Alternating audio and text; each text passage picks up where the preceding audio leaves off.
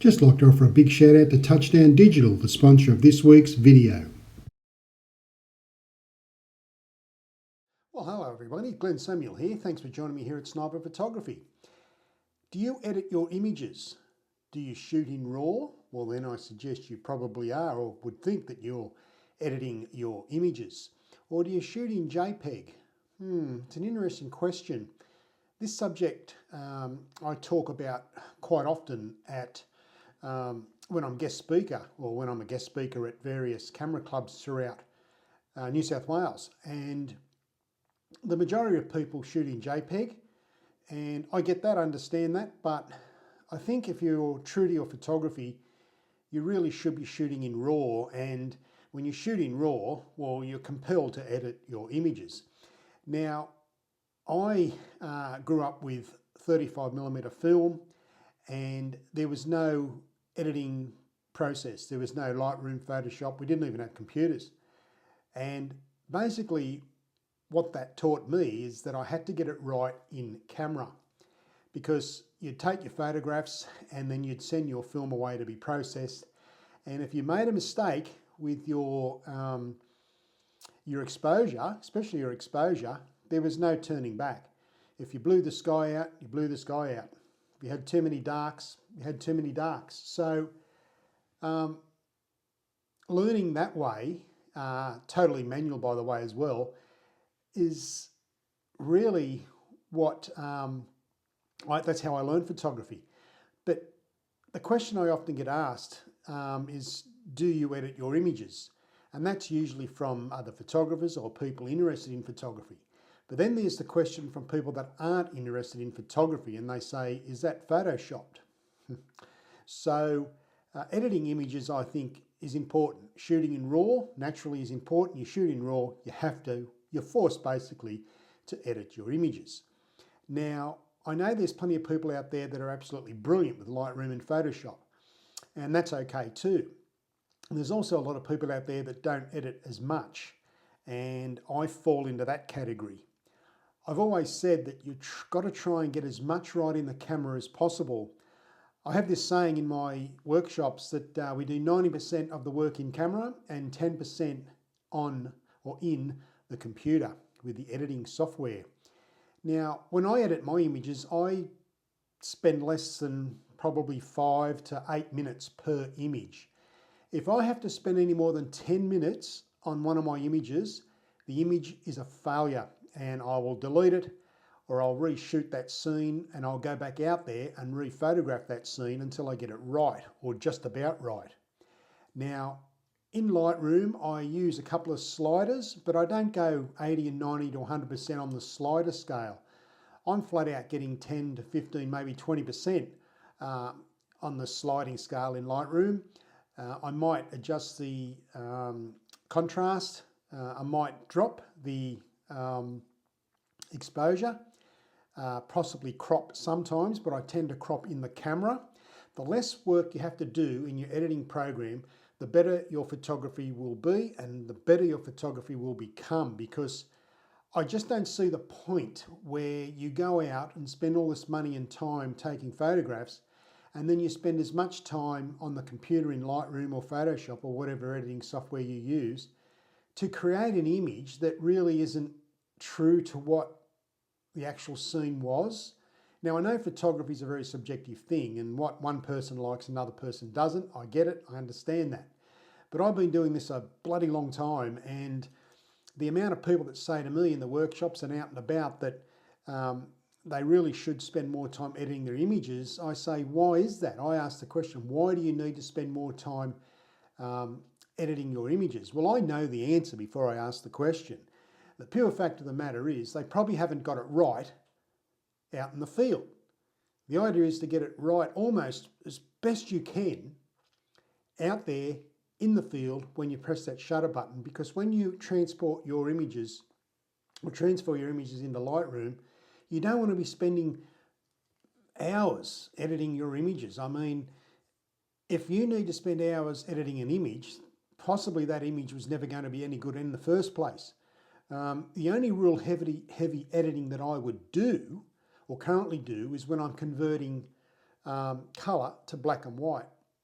And even then, you have to make sure that you understand the colour spectrum in the colour negative before you transfer it into a black and white image, because the reds, greens and blues certainly have different aspects and prospects when it comes to converting to black and white. A lot of people don't know this, so when they think, well, this colour image that I've got doesn't look really good, so I'll just transfer it to black and white. But then that is also a failure if the colour spectrum isn't right. You haven't used your skills to look at the colour of the scene, especially the sky.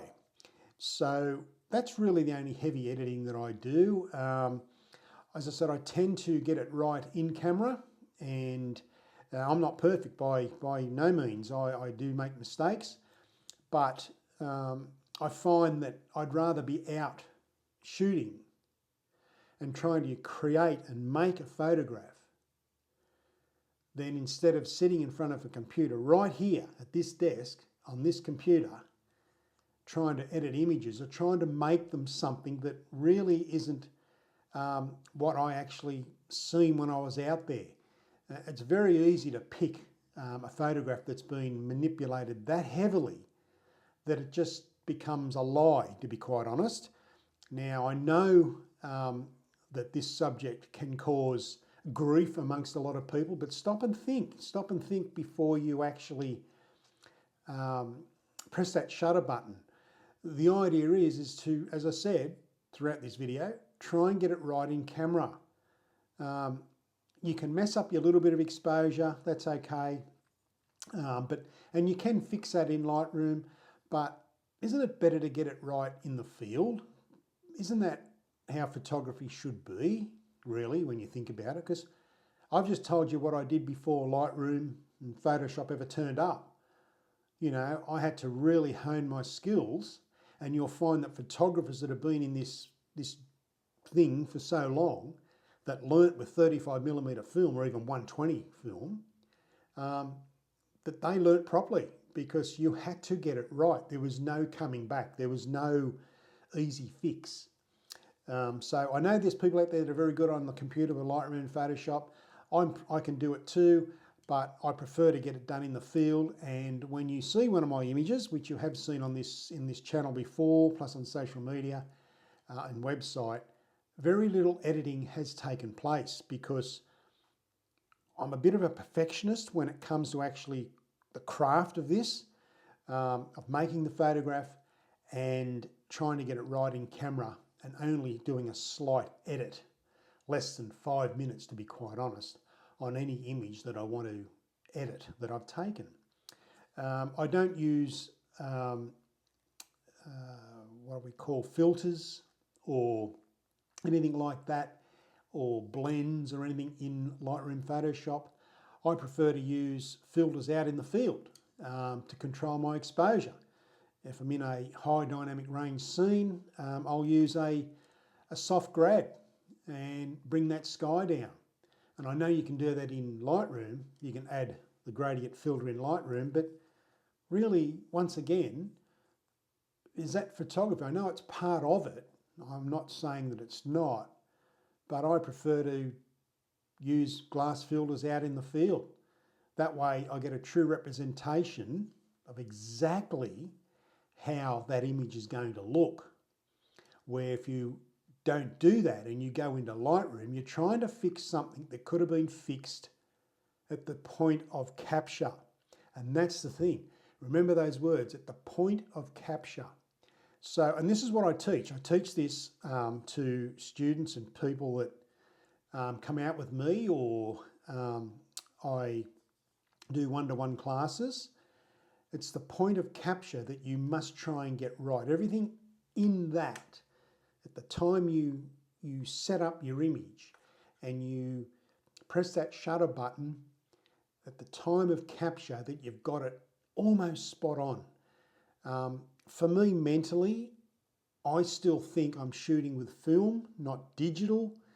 And if you can think that way, if you never grew up with shooting film, well then it's a little bit more difficult for you to get this mindset. But for the people out there that are watching this, and I think there's a few of you out there that have shot with film before, try and go out with the mindset that your camera is a 35mm film camera.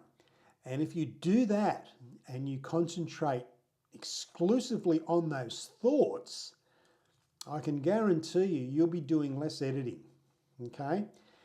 Less editing means more time in the field out there, crafting or taking photographs and learning the craft of photography.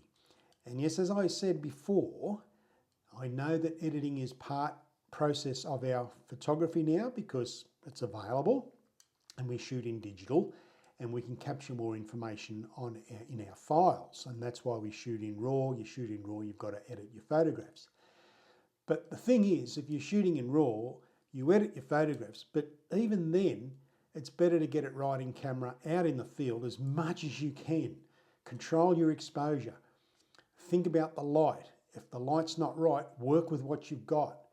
Because a poorly crafted image, it doesn't matter how much editing you do to it or what editing program you're using, if the craft of the image or the build quality of that image that you've taken earlier on, if that isn't correct, no amount of editing is going to turn that into a prize-winning shot.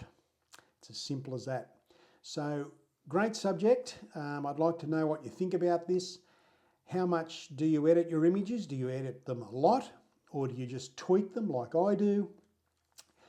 Are you a photographer that tries to get everything right in camera? As I said, let me know what you do.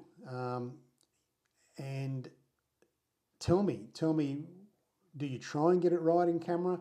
But for me, I do edit my images, but I don't spend hours upon hours editing the images because I believe I get it almost 100% correct when I take the shot out in the field. Let me know what you think. So my name's Glenn Selmy. You've been watching Sniper Photography, and as I always say, be nice to yourself, family and friends, but most of all, you keep shooting, keep smiling. Bye for now.